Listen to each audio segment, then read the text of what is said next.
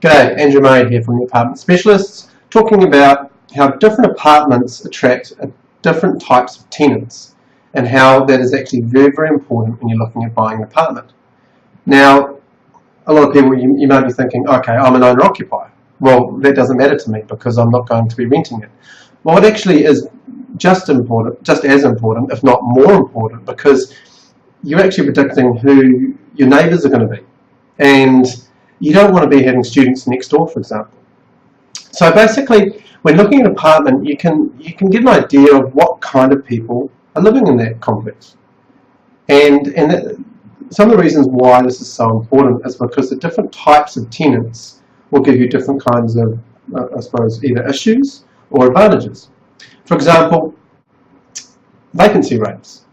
You have, for example, if you've got a building that is very oriental or say a lot of people come from Asia, often you have huge vacancy rates over that sort of November, December, January period, because a lot of them come for international education and they come for the university or the language schools, and afterwards they go back home to see their families.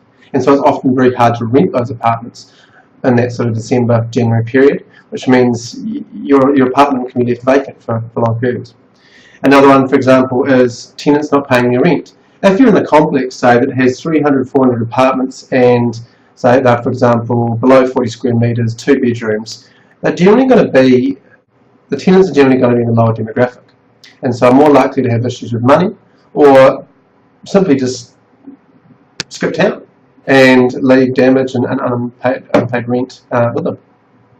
Now, another one is damage. Obviously, if you've got an upper class tenant, you're less likely to have damage in the apartment or as much wear and tear, because generally people who are, say, for example, executive tenants will look after their place better because they have to take back clients or whatever. Now, the other one is length of tenancy. So a tenant that's in there for 2-3 years is ideal. One that's constantly changing means you've got to constantly be improving the apartment. You've got to be changing things, maintenance, have advertising, have periods which are vacant, 1 or 2 weeks, things like that.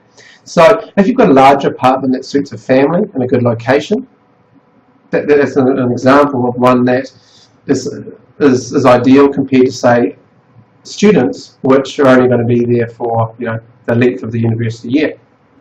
So another one is rent fluctuation. So this is not so much, I suppose, the type of tenant, but the location is really important. If it's right next to university, or if it's right next to the CBD, like right on Queen Street, you're not going to have as many issues, because we all know there's more apartments being built, and with more apartments there's more supply. But if the location of the complex you're buying into is very, very central to whatever purpose it's next to, you're going to be in a very good position to always charge the highest rents and have the least amount of vacancy. I hope that helps and it enables you to think when you're looking at the apartment, it's not just about what the rent that comes in and the expenses that go out. It's about the clientele or the people, I suppose the tenants, who are going to be providing that income. Because if your apartment is left vacant for a month or 6 weeks, well, that takes the return down and the value of your apartment down hugely. Hope that helps. Andrew Murray, Apartment Specialist. Yes.